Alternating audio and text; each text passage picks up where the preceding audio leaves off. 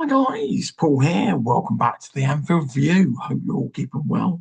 Welcome back to All Things Liverpool. Hope you're enjoying the World Cup, guys.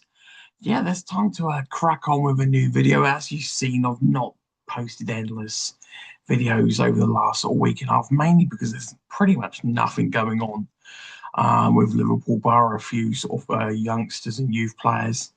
Sort of being brought in, a couple of being moved out, but nothing in terms of sort of major additions or releases from the main squad. It's very all quiet on the Western Front, isn't it, to some extent? So really felt this is probably a good time before, hopefully, fingers crossed, things tend to ramp up. So let's really get into the weeds of it, really, guys. Let's discuss, do we have a misplaced confidence? And I'm going to discuss sort of there's levels and nuances to that. And is there a lack of urgency in terms of, are we sort of serenely moving along like a swan in a lake? But should we be moving along like a swan in a lake, or should we be moving like a speedboat going across the seas of Miami? Because frankly, it does feel a little bit like it's way too serene. But that's all well and good if you won the title the previous season and didn't have the season that we had. So yeah, let's get straight into it, guys. Be great to hear what your thoughts are. I know people really run the gamut, really sort of span two ends of this spectrum in terms of how they feel, how confident they are. Some people are super confident regardless of whether we have a great season or a bad season. Which, yeah, fair play. All hats off to you. So I'm never one to sort of pull people down or anything. No, none of that. You feel what you feel on those sort of fronts, and everyone's entitled to feel whatever they want. Um, I think ultimately, do I feel let's tackle the misplaced confidence element. I think that I think we have maybe do we have an overconfidence? I mean, I felt in fairness to the transfer committee, or whoever really is pulling all the strings, whether it's Richard Hughes and Edwards, Hughes and the manager, or just Hughes. I think that, do we have an overconfidence in them? I feel, look, ultimately they had a great summer last summer. Did they make missteps? Did they make large missteps? Yes. I mean, we can all agree that ultimately there was no excuse for the Mark Gay debacle. They should have put in a bid a month earlier, and then they would have found out exactly where they were at. Why did they put in a bid so late? Answers on a postcard on that one, isn't it? Because frankly, if it was that easy a deal and they were that overconfident it was going to happen, then why didn't you just do it a month earlier? It doesn't take 2 minutes to submit an actual offer. So why were you bidding so late? There's always a rhyme or reason, I think, with Liverpool. I think sometimes Liverpool over complicate situations because of their preferences. I feel that, if they don't put a bid in, or they put a bid in late, it's usually linked to an outgoing, i.e., somebody, they want Joe Gomez, Joe Gomez may be leaving, so they're going to get Gay because Gomez maybe would Gomez have even, this is a question for you, would Gomez have even stayed if we'd have got Mark Gahey on the last day of the season? That's a question, isn't it? I'll be interested to see whether he would have, both from his perspective and the club's perspective. The club just has in addressing that element, they have a weird spot habitually to only wanting four centre backs, and then frankly they'll shoehorn the cleaner into playing centre back if they can. They just believe anybody can play centre back after the main four, and they really just don't believe in having five. Whether it's a budget thing or whether it's just a analytics thing, I don't know what it is. When it comes to that element in not having depth, I think I don't know. I generally don't know.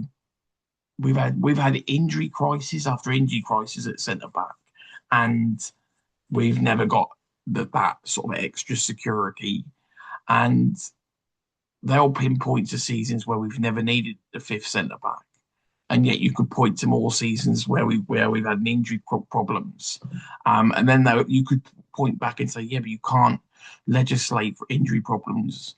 Well, you can when they're with players that constantly get injury prone. We've been very fortunate that ultimately we've been very fortunate with our model of not having that much depth in terms of defence. But fundamentally, Virgil van Dijk, outside of their horrific injury season, has been fit for the vast majority of it. If he wasn't that sort of player, then Liverpool really would be in the mire on that, because their model of having only four centre backs only works if Virgil's fit for the majority of the season. If Virgil's not fit for the majority of the season's sunk. Like this weird myth that Gravenberch can play centre back. He can't even play DM. He's not a DM. But and the people that this will run into misplaced confidence. The people that believe Gravenberch is a hybrid DM based on what he did in the title winning season. He played a much deeper role for sure. Absolutely. Does that move him into a DM? No, because he didn't play a DM as I would class a DM. Can he intercept the ball? Yeah, but I would argue. I mean, look, he's got more defensive nails than McAllister and Szoboszlai from a midfield perspective. But let's be honest, McAllister is an attacking midfielder, really, and Szoboszlai is really a transitional, more an attacking midfielder than even a all-round midfielder. And so comparing Gravenberch to them, for sure, but he's not a defensive midfielder in the real true sense of the word. Everybody wants a silky, controlling midfielder who can spray the ball and, thread balls through the lines and all these different things. Like, yeah, sure, we were blessed to have a player like Gerrard who could do everything. And but I think in this era where without the unicorn of a Gerrard, then you have to have people with defined roles. I think constantly looking to have players that literally can do a bit of everything. Well, what about have somebody that's a specialist in one thing? What's wrong with that? You must have somebody who can pass the ball. It's a bit like defenders. Oh, do you know what? He's a great ball playing centre back. Well, I tell you what, that's wonderful.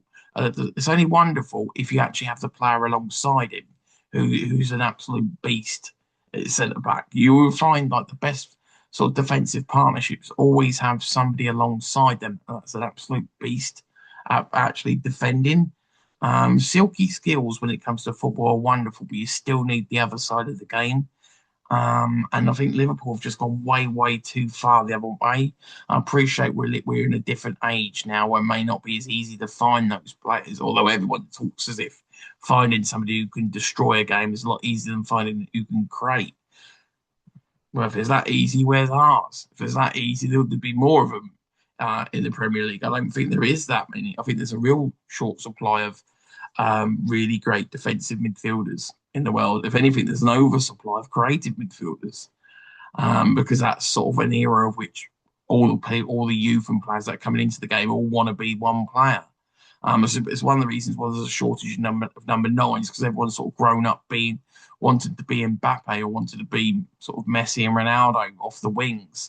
I mean, Messi's obviously not off the wing, but Ronaldo originally was. Mbappe really is. Obviously Salah was, Mane was. We've sort of grown up of sort of inverted wingers who aren't strikers, but they score the numbers. The ones at the very top have put the numbers up of strikers. And so that's where the disappearance, went out of fashion to have number nine. So that's why there is a short supply of them. But do we have a misplaced confidence?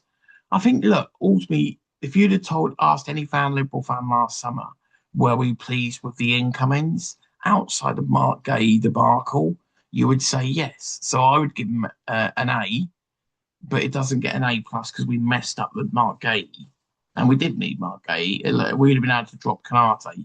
And this is where you've got to put things in perspective, is that we'd have been able to drop Canate when he was playing absolutely horrifically if we had Mark Gay. And because the fact that we didn't have Mark Gay meant we had no choice but to play Canate, even when he was atrocious for at least half of the season. I'm very fortunate to have a free transfer Real Madrid, to be honest, based on his performance last year, especially the first, I would say half especially, but really 3/4 of the season. Lucky man to be at Real Madrid, given how poorly he played last year. But he played very well the previous year, so maybe they look at it that from that perspective. Plus the fact he's free, albeit they're paying him hefty odd wages in the moment. Um, do we have misplaced confidence? I think you have to have some degree of confidence. It takes some ability to be able to pull off an Isak deal, albeit it took forever, but that was a complicated one which had to be engineered from his end for us to get it done. Did it drag on way too long and did it affect that transfer window?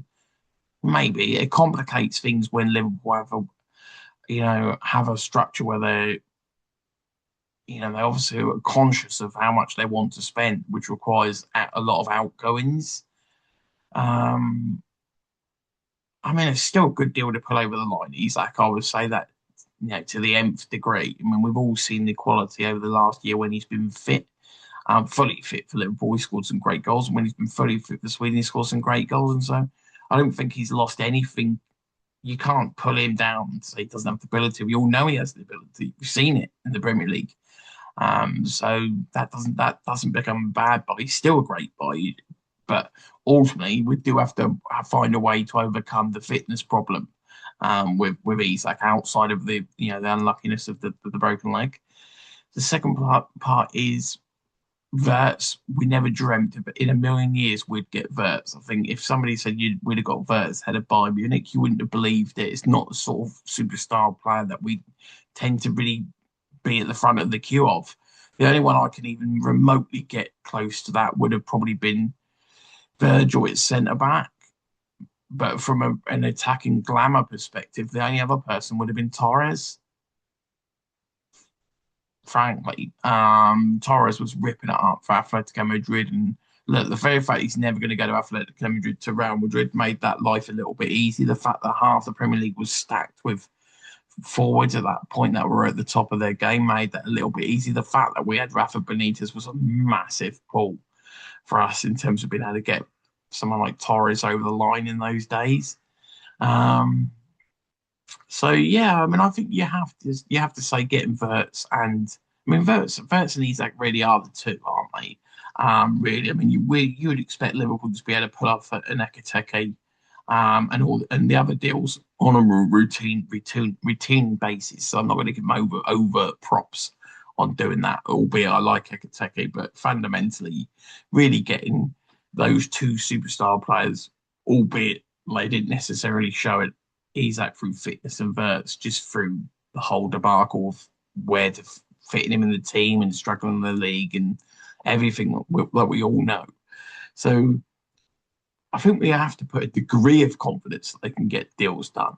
I do feel that it is a tricky one with Liverpool because if you took out last summer's transfer window, it'd been quite a few windows since one, we'd spent money properly, and two, for every every good situation that we've had, Soboslai came off the back of us having their debacle with Casado. Well, the problem with the Casado situation, for example, let's be honest, he never ever wanted to come to us.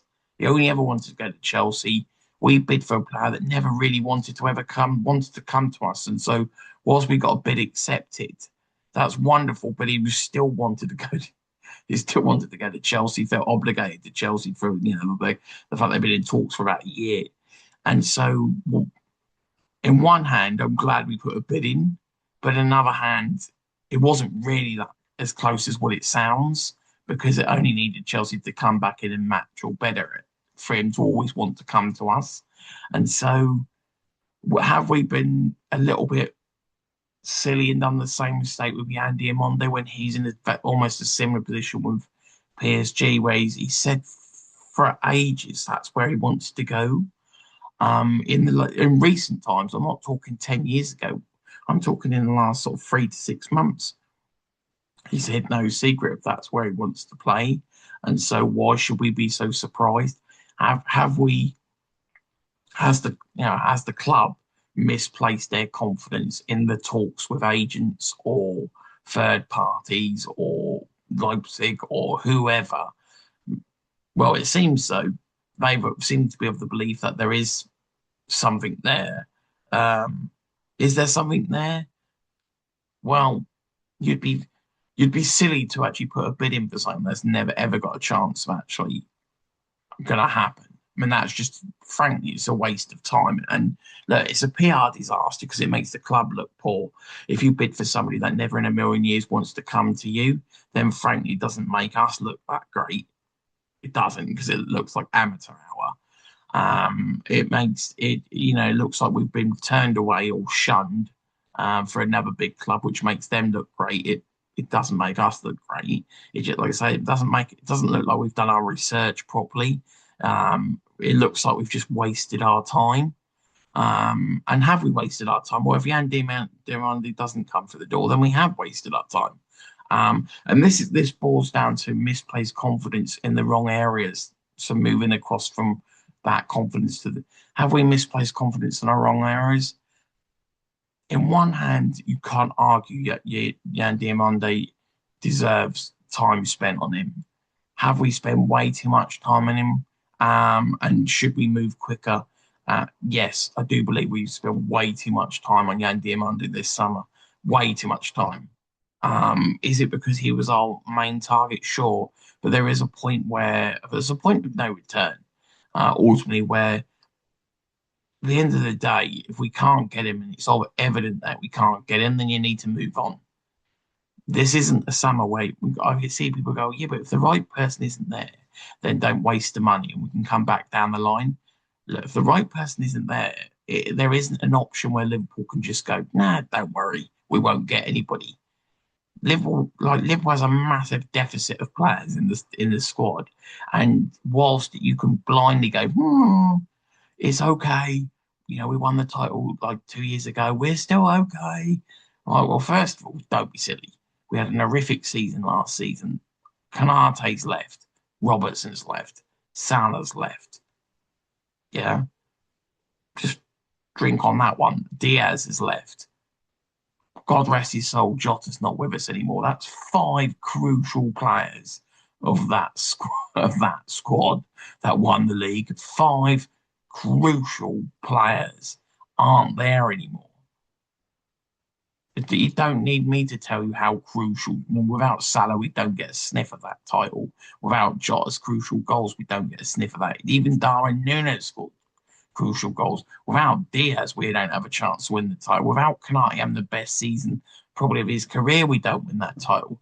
Like every single one of those players were absolutely crucial to us winning that title. So to sit there and go, oh yeah, it's fine, it's fine. And I won the title 2 years ago. Yeah, minus five of the key crucial players to that situation.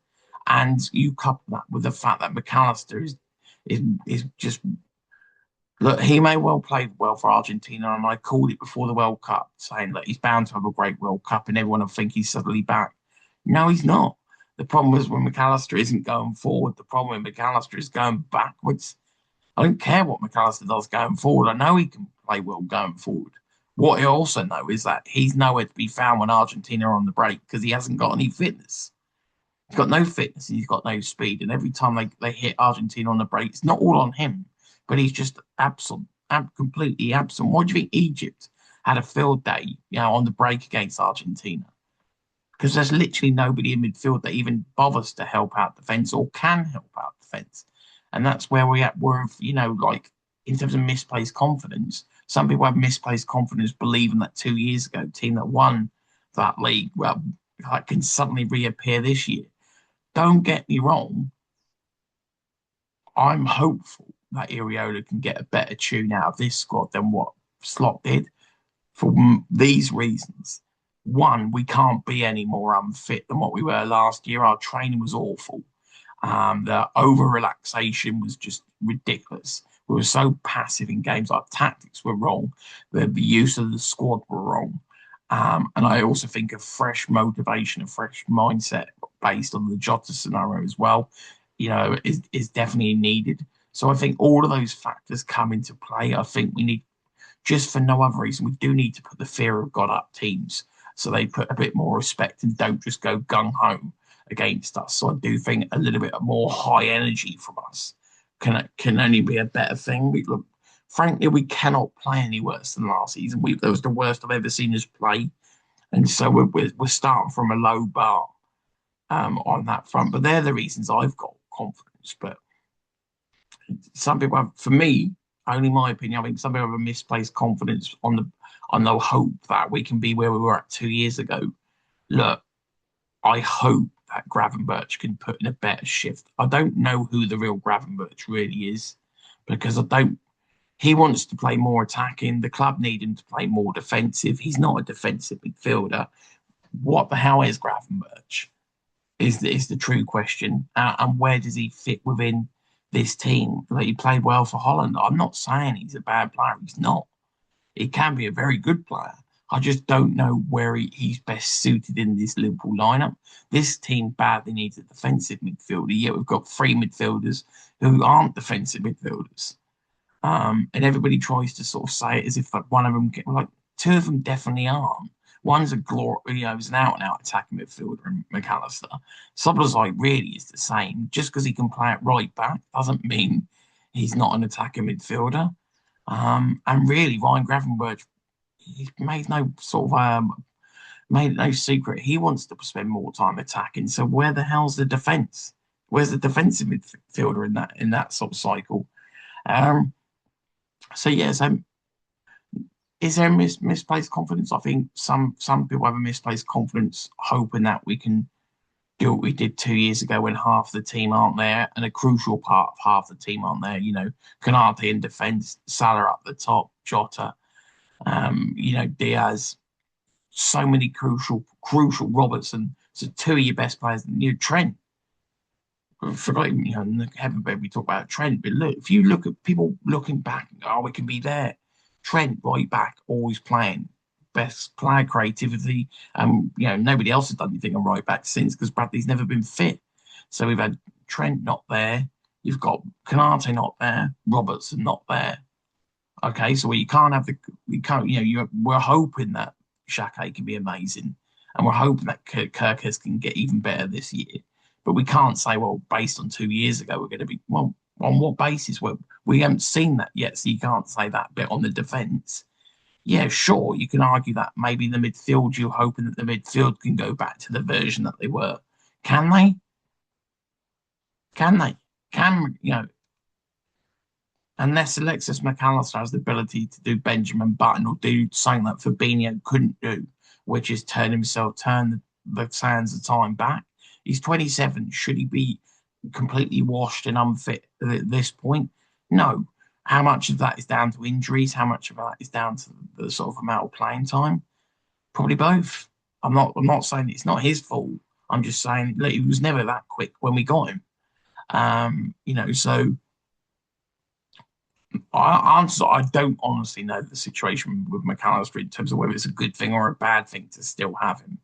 If I had a defensive midfielder like Casado alongside him and Szoboszlai, then would I be more confident? Sure, because then I could let McAllister just off the leash and do what he needs to do, and with the confidence that somebody is helping out the defence. But the very fact we don't have that player, my viewpoint is keep McAllister for sure if we get a defensive midfielder. If we don't get a defensive midfielder, I don't. We need energy. We need energy. We need legs in midfield, and we need pace in midfield, and we need a defensive shift in midfield. Somehow that's got to come about, and the only way it's going to come about is to have some form of personnel that can play with that. At the moment, I just don't see the makeup of the midfield being right to help the defence, and to enable the attack to attack with freedom. We need defence to have a more defensive controlling mindset, not just control. I mean, defensive mindset. Like, everyone talks about control as if it's all about playing like Modric and Alonso, passing, spraying passes around. That's wonderful. We need somebody to do the ugly side of the game. In the tougher way games. That's what we're missing. Everybody wants all this silky stuff. Well, maybe you've got to earn the right to play. And last year, Liverpool didn't earn the right enough to play. We didn't dig in enough. We didn't even try and get through the tough periods of games because we didn't have the personnel to do it. On that front. So that's my viewpoint on that. So I think we have misplaced confidence on a lot of things. I don't necessarily think. I think we should have some degree of confidence on Richard Hughes because he did what he did last summer. Did he make mistakes? Yes. Did we make mistakes by not doing anything in January? Yes. Is that down to him, the club's budget? I honestly don't know. And so it's tough to say, well, it's his fault. Well, if he hasn't got no budget for January, is it his fault or the club's, or the club's fault or the ownership because we don't want to spend any more at that point? I don't know. I mean, like, all I know is that he's got two major deals over the line. You can't just say they're not good deals. They are good deals. Yes, they didn't pan out, but equally, he did do that. I've got some degree of confidence. Am I a little bit stressed by the lack of urgency? Yes, because I do feel that where we have a misplaced confidence, probably as a club, is it's not naivety, it's maybe a combination of what we want to happen, what we prefer to happen, and almost putting our fingers in areas as to what we need to do. Going against really what we want to do. I think this is what's probably happening at the moment. I feel that it's probably a misplaced confidence that we can keep relying on Virgil forever. I think there's a misplaced confidence we can keep relying on Allison forever. I think there's a misplaced confidence that we can cope without world-class wingers. I think there's a misplaced confidence that Isak can stay endlessly fit when he needs to be managed a certain way. We need to be smart with how we use Isak next season. I think there is a misplaced confidence in what's required in the midfield to enable Wirtz to actually have a freedom to play it how he needs to play to get the best out of him. I think sometimes there's a misplaced confidence when we go into the market that whilst we are Liverpool and I'd pick Liverpool every single day, of course, I'd play for Liverpool for free. But equally, other players don't all support Liverpool. They do have preferences for recency bias of who's winning what and where. And we can't necessarily expect to be winning players from PSG when they've just won two back-to-back Champions League. There's teams miles better than us. Like a squad's amazing to the moon. And so were we overconfident on maybe getting Yan Diamonde? Seems that way. Seems that way to me. Whether that confidence has been misplaced based on him, you would think it's been misplaced based on information from either the agent or whoever. It's been based on something because we've obviously wasted too much time on that and should have probably pulled the plug on it a lot sooner and moved on to Barkla. Barkla, is there misplaced confidence on Barkla? Look, it's competitive. Everybody wants him. And so what is the situation on that? Well, the situation is that if he leaves PSG, he's more than likely probably going to go to Arsenal at this mate because of obviously what they did last year, the position that they're in. We've just sacked our manager and we had a horrific season. Can't argue it too much. You can argue that with three or four great buys, Liverpool could turn themselves back into title challengers, but equally we haven't got them yet. So we do have players in the squad to sell to him, but equally we're in a rebuild. Arsenal are in that situation where they're in their peak of their build, aren't they? Let's be honest now. If you want to look at a monopoly situation, they've got all the hotels. They're ready to go. They won a league last year. They got to the Champions League final. They're in a position now where they go into this season as title favourites, and so they should be. They don't need to buy anybody this summer. They probably will do. So are we misplacing too much confidence in Barkla now? Seems that way because if we moved on from Yan Diamonde, which you would hope we had done now, because boy, we're in July, and if we've invested 2 months or 1 month, 1.5 months or whatever into this potential opportunity, and it's not happened, then it's not going to happen. And we've now moved on to Barkla. Or if we're going to, we the sands of time with Barkla is like, yeah, we're sure, of course, we want him. But the reality is we can't sink our entire transfer window hoping for one of them on the vain hope that they could when demand is probably going to PSG and Barclay's probably going to go to Arsenal if he does leave. And so the realities are, it's not I don't want us going for these players. It's if we don't get either of those players, we need more than Muniz to actually like try and transform us. And so we needed two wingers. We've got one, but we still haven't got the main one. That's the truth. And people go, oh, you got Rio. It's like, yeah, but Rio isn't designed to play 38 games a season at the moment. And so we need one main one that's ready now, and then integrate the other two with a bit of Gakpo. So I think there feels like a lack of urgency. There feels like a lack of people go, oh, the World Cup's on. How do you expect them to move? Well, I appreciate other teams haven't necessarily brought four, five, six players outside of Spurs, but then equally, not every team has crazy urgency. I think Man City have brought number two.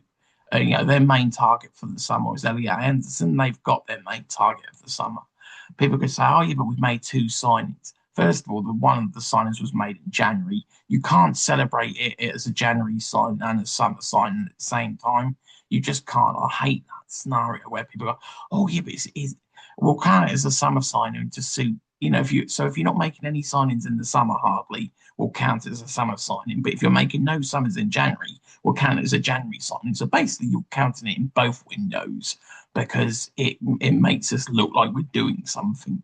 It's like, yes, welcome to Liverpool. Hope he's phenomenal. Boy, do we hope he's phenomenal. But equally, I celebrated it in January. I'm not going to celebrate it in June. Sorry, July as well. So yeah, we've got two signings officially, but one we've only really done one in this actual window in terms of tangible work. The work on that one was done in January, so that's when you get the sort of plaudits from me. So we've got Muniz through the door. We need one more winger. We need a midfielder and probably somebody in defence and maybe someone up top. Is there an urgency? It feels like there's not. It feels like we need to do a hell of a lot more than other teams. And that's just based on what happened last season. And I'm the first to say I'm putting a huge stock in Iriola. But even though I've got faith in Iriola, and I was the first to say fitness, mindset, tactics, you name it, are going to play a huge part on us improving. But I still need these other elements. You can't hand him a squad with no winger, no defensive midfielder, very little cover at centre back. Ekiteke out, so you've basically got one striker. And then basically said, can you go and do well for us? It's like, can you go and bake a cake with literally 50% of the ingredients not there? He's not a miracle worker. We hope he is, but come on, do I feel there is a lack of urgency? Yes. I've got to be honest, I do. I think that two things can be true for us. Are we spending too much time on Diamande and Barclay? And was it misplaced? Seems this way. Look, if we end up with one of them over the next 3 weeks, then look, first of all, I'll give you a standard ovation, and two, it's paid off. But equally, my general viewpoint would be if you're going to invest so much time on those two, then you better make sure one of them comes in because the window's been a debacle if it doesn't. Or if one of those two doesn't come in, then you better make sure your backup plan comes in because if that doesn't come in and he's moved elsewhere and we're stuck at the end of the window basically with musical chairs and we've got no seat, then ultimately it's only ourselves to blame. You can spend too long chasing the perfect deal, and if the deal falls through, who cares? The reality is the same thing with business. You can spend your lifetime chasing a deal that you feel is going to come through, but if it pays off, was it worth the effort? Were you further ahead than what you would have been if you got other deals done? That is the question. How much time you sink into an opportunity? Yeah, sure, but like if you sink too much time into that opportunity, sometimes that opportunity isn't what that doesn't justify all the amount of time and effort that you put into it. And it's the same thing with football and transfers. Ultimately, when it comes to this sort of overall situation, have we invested too much time in them? For me, I think there's a balance. If you're going to be going after Barclay, let's say we're trying to convince Barker at this moment in time, and he's at the World Cup and doesn't want to leave, and it's complicated with PSG and Arsenal and all that. Then make sure you get the central midfielder sorted. If we're going after Adam Morton, we could have had him signed by 2 weeks ago. Elliot Anderson's already signed for Man City, so don't tell me we couldn't have signed Adam Morton. If Adam Morton is our central midfielder that we want, then what's the hold up? Anyone got an idea what the hold up would be on not signing Adam Morton if he's the player that we are after? I don't know. We're rumored to be going after the Mexican wonder kid. Great. There's still what's also wonderful in that. But what's happening with the midfielder? What's happening with Wharton? On that front. As I say, I'm not even sure Wharton is the overall solution, but I'm sitting here saying that at the end of the day, Man City have moved and got Elliot Anderson in rapid fashion. Spurs have brought two midfielders in rapid fashion.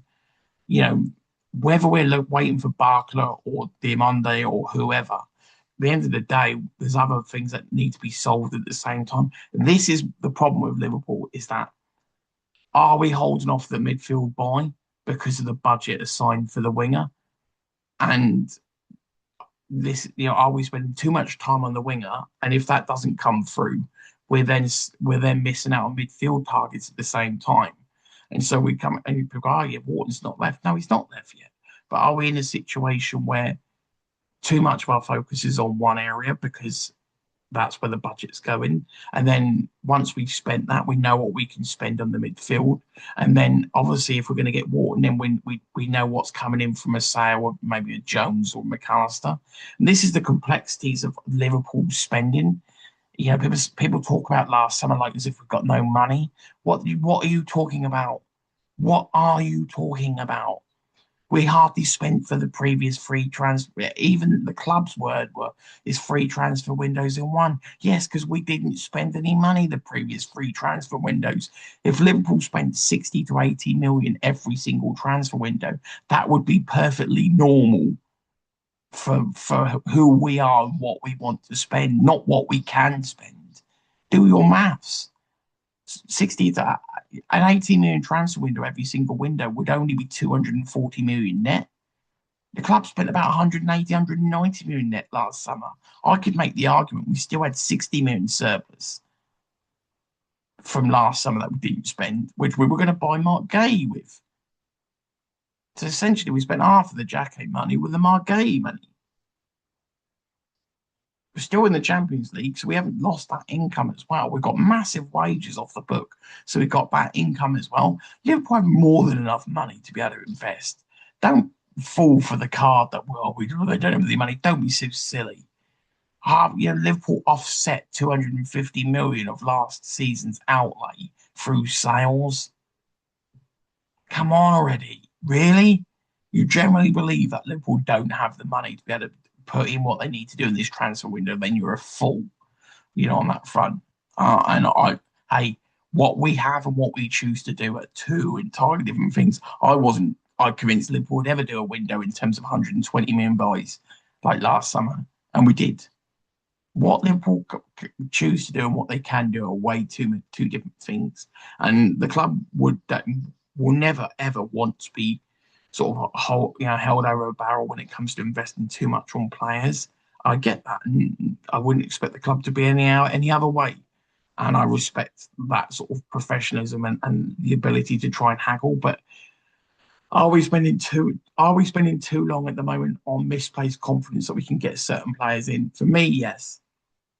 For me, I'm more critical of the fact that we're not buying the midfielder. So whilst you're doing that over there, I get in a perfect world, you get the midfielder, you then understand your budget, so then you get you get the winger, Barkler, Diamande, Minter, Ryan, whoever it is. And then once you've spent that, you know what budget you've got, so you then go after the midfielder, or you sell a midfielder, then you know what you get. You get the midfielder, then you go. Doesn't work like that. Liverpool can't have every domino bought in the way they want them purchased. This is the fundamental reason why Liverpool's transfer windows are complex. It boils down to money. It's not how much we necessarily can spend. It's how we choose to spend it and how in the order in which we choose to spend it. So rather than for me at this moment in time, whilst we're waiting for decisions on the winger, go and get the midfield sorted. Go and get the defence sorted, and then you've got a whole month to focus on just the winger. You've got a whole month to. That's a long time to focus on one player. You've got a whole month of August to focus on one player, one winger, and any outgoings that you want to do. 1 month, 1 month for a whole team, 50 hours a week to get one player. That's not a big ask, is it really? This is a massive conglomerate of a genius of a football club. One player, 1 month, 50 hours a week. That's a lot of hours to get one player in 1 month. It's not that hard. And so, as I say, dear God, if Liverpool get the central midfielder done this month, that's number two.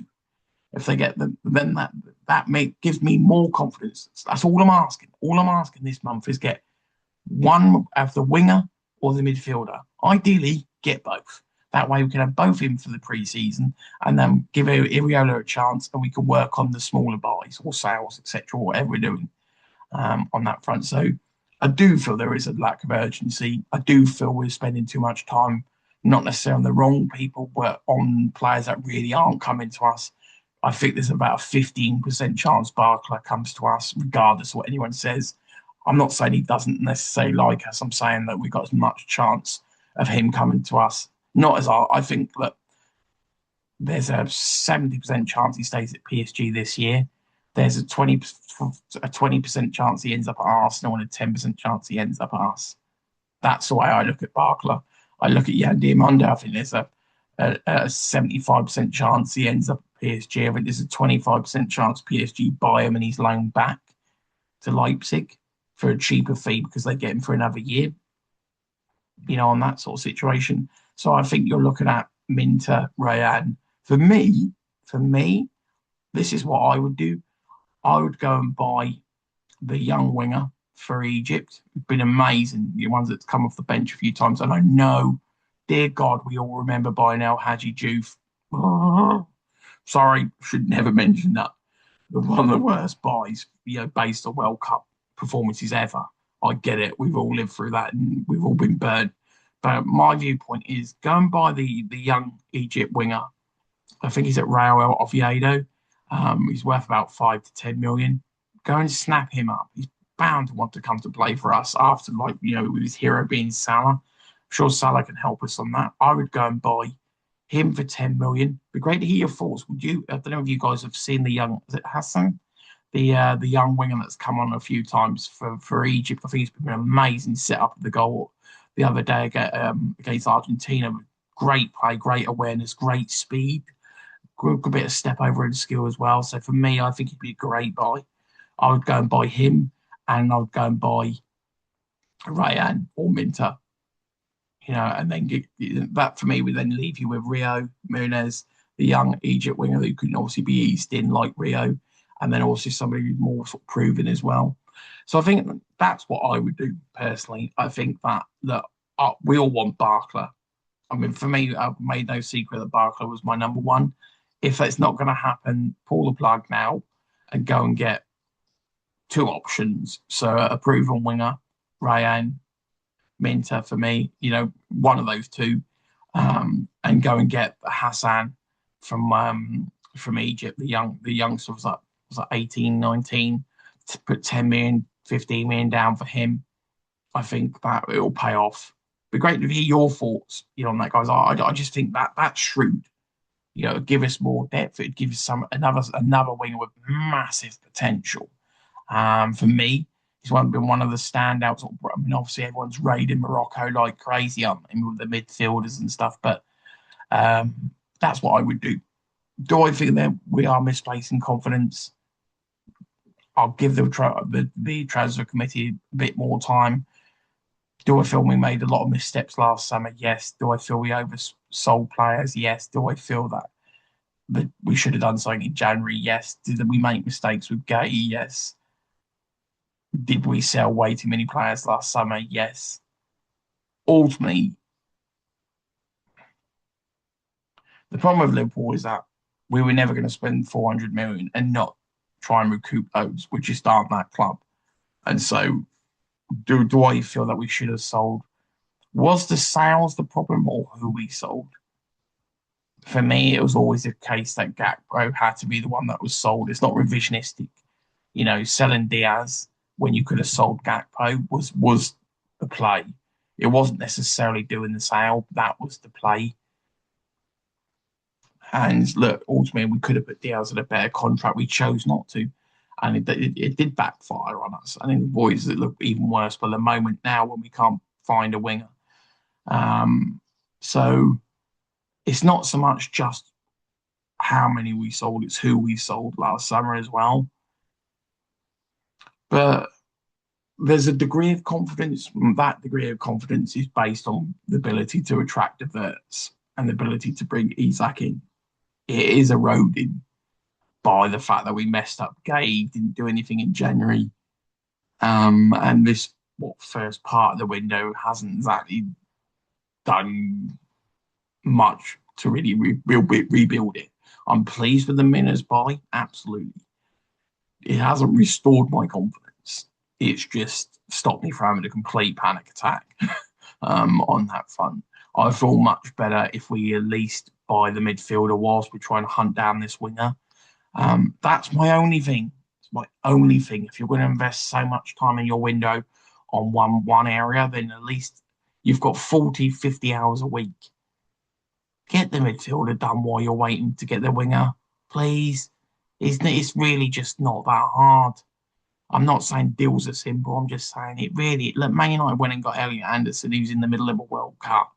It's not that complicated. If we wanted Adam Wharton, I'm pretty sure we could have put a bid in and got him by now. It doesn't take that long. The minute you get into August, you get into pre-season, then other teams have got to find replacements. You make life difficult for yourself to get deals done, and Liverpool need to shift gears now. I don't know whether I'm not saying people don't deserve holidays. I'm just saying that the transfer people in charge of the transfers and whether they're leaving in terms of Richard Hughes, etc. after this window, you still got a job to do now. And if you're not doing your job, you might as well not be here. And my general viewpoint is that what are we waiting for? I'm not saying we're not working on things. I'm just saying what are we actually waiting for? Is it, you could it's the World Cup. Half the players we're after aren't even in the World Cup. Wharton's not there. Minter's not there. The only players in the World Cup are like Dimond is out. Been out for a while now. We're not going to get him anyway. You know what I mean? But we're waiting for Barker. Okay, well then you still got other positions that you need to fill. Ready to hear your thoughts, guys. As I say, it's not all doom and gloom. I'm putting a huge sort of investment of faith in Iriola, and I'm expecting him to really rejuvenate the squad. But that alone can't do everything. He alone can't solve all the problems at the midfield. He alone can't give the defense, the centre backs vast amount of experience in one season. He alone can't create the opportunities with down the wings when we haven't got the wingers. And so you at least give Ariola some hope of making the cake. If you're going to give him, if you're going to ask him to try and produce a Gordon Ramsay cake, then at least give him some ingredients to be able to do it. That's all I'm asking, guys, not much. And if it's okay, I know you're incredibly busy in a week, but if it's okay, feel free to work on two deals at the same time. Feel free to actually just sign a midfielder whilst you're chasing the winger. It'll be wonderful. I know heaven forbid, it feels like I'm actually asking for the moon. It is okay to be working on two or three deals at the same time. It really is. Wouldn't it be a novelty if we signed two players in 1 week? and it's not in August. That'd be amazing. That's what made last summer amazing, apart from the fact we got Verts and Isaac, was the fact that the vast majority of it was done early, which never happens for us. So great to hear your thoughts, guys. And say it is all quiet in the Western Front. It's a chance for a quick update, hear your thoughts.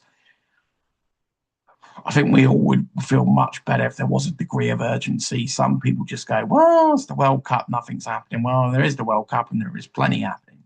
And then some people say, yeah, but we've got a couple of signings, albeit Jack, it was January for me, and we've got a couple of signings, and everybody else hasn't brought many other players. Well, first and foremost, the teams that really needed to buy players have shifted the gears. And Man City did business in January. People go, Man City haven't bought many players. First of all, Anderson. Second of all, they've got another player in this week. Can't remember his name. Third of all, got Semenya and Gay in January. Let that one sink in. It's truth, isn't it? It is the truth, guys. At the end of the day, we sit here and go, we've got so and so. Like, at the end of the day, Xhaka's replacing Canate going out the door. We had no choice. So when we brought him in January, Kanate's out the door, so we ain't no better off in defenders. As much as I'm critical of Canate, we have no guarantee Xhaka's going to be better than Canate. You'd hope he can be, because Canate was awful for the first half of the last season at least. But equally, he still will adapt to the league. So, people say, the other teams like Man City didn't need to do as much. Their question mark is, will they be as good under Maresca? They still have a great squad, and they've been replenishing that squad endlessly. Arsenal don't need to do anything. They really don't need to do anything. Maybe add one more attacker, but they've got so many, they've got to sell someone, as they can't even get a game. And they've got the youngster coming through as well at Arsenal. On top of everything else, they've got two in every position already. They've got three in half of them. So you've got Man City and Arsenal covered. Man United, all right, but that's not really. Man United not doing a lot. Our job's to worry about ourselves, not worry about what they're doing. Aston Villa don't have the budget. Newcastle don't have the budget because of FFP. Same thing with Villa, really. Villa and Newcastle both hamstrung by FFP and the whole turnover spend scenario. That's really it. There isn't that many other teams that can. Your Spurs are spending, and they would, with urgency, and so they should, based on where they've been the last couple of years. So realistically, you're only sitting there, you say, oh, Chelsea haven't done that much. Chelsea in a weird situation where it's not necessarily, they've obviously lost Cucurella, they brought another defender, who knows what's happening with Enzo Fernandez. The one thing with Chelsea is you do sit there and say, yeah, sure, Chelsea do need probably a centre back for me. And do they need a striker? I'm not entirely sure. Chelsea are a very weird scenario where you got Cole Palmer, Pedro's a great player, Estevel's got a really serious hamstring tear, which is a big blow for them. You could argue they need a striker and they need probably a centre back, really, but they do have the nucleus of a very good young squad. Look, depending on what happens with Enzo Fernandez and who they replace him with, because that does leave a bit of a gap. Okay, because then you've got obviously Casado, still great, and then you've got Lavia, but Lavia's never fit. That is a problem they're going to have to solve. Would they go and get Rodri? I know I've digressed completely, but would they go and get Rodri? Wouldn't surprise you. Man City and Chelsea don't half like doing a lot of business with each other, considering they're rivals. Greatly. Let me know your thoughts, guys. Do you have more confidence than me? Are we misplacing our confidence? Are we showing enough urgency? Am I being wrong by expecting us to actually go and do another deal whilst we're waiting to try and get the other winger in? I understand all, links of, dominoes need to fall and all these different things. I understand the business here. I get the fact that what we spend on the winger is, knowing Liverpool's probably going to impact what we can afford on the midfield and all these things. The problem is that if you end up getting nothing, then we're in trouble. And that is where you have to sit there and be realistic and say, the reward of this over here And it would be rewarding to get Barkley. But if we really have to make a judgment call, is it likely to happen? No. Get the midfielder, go and get the other winger.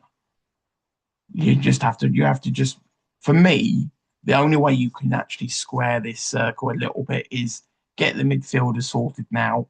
If you want to carry on chasing, this is my strategy. My strategy for Liverpool right if this moment, if I was in there, and there's no decisions on Barkley and Diamandi's off the table, I would go and get the midfielder that you want, whoever that is.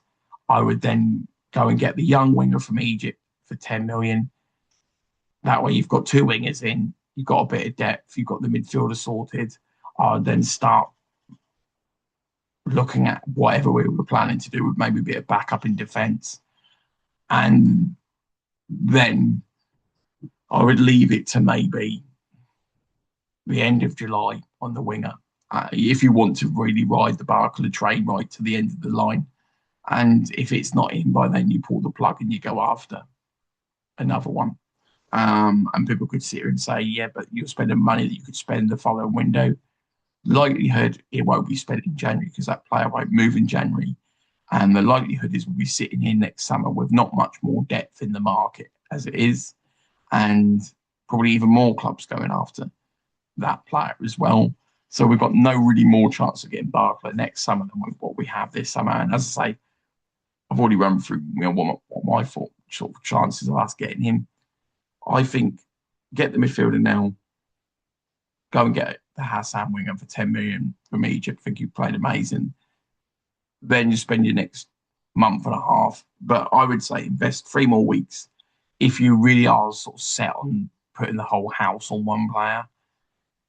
3 more weeks is the absolute max. If nothing happens, you pull the plug and you go after Ryan or whoever, Minter, whoever the person is the next option. Great to hear your thoughts, guys. Feel free to like, subscribe, all that jazz, hype, those sort of things. And enjoy the rest of the sunshine. Speak to you more soon. Take care.